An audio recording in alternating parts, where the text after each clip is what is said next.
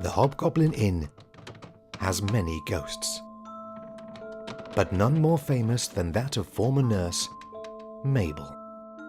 During World War I, the inn was a convalescence home for injured soldiers, brought here from the trenches to clean up the hurried efforts of surgeons on the front line.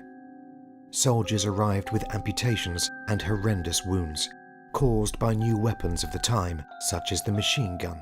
This meant that soldiers spent months at a time in the beds here at the Hobgoblin Inn. Mabel was a nurse stationed here and was said to be devoted to the soldiers in her care.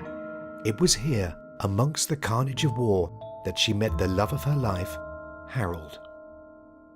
Harold was brought in suffering from a severe infection caused by a gunshot wound to his leg.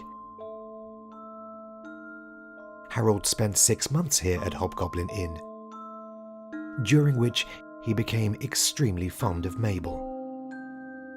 The pair fell in love and built a relationship based on secret trysts and meetings late at night to avoid the gaze of the ward's sister.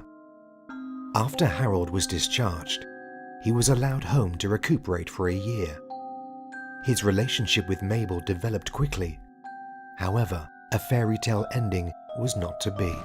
Unfortunately for Harold, he was called back to the trenches after just 6 months convalescing. Shortly after his recall, Mabel found out she was pregnant with Harold's child. She was excited and looking forward to Harold's return.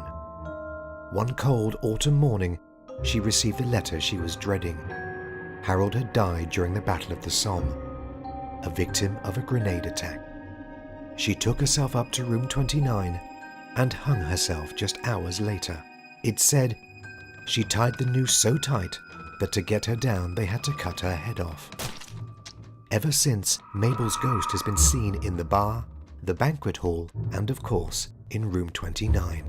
But she's never left the inn. Maybe she's waiting for her lover to return.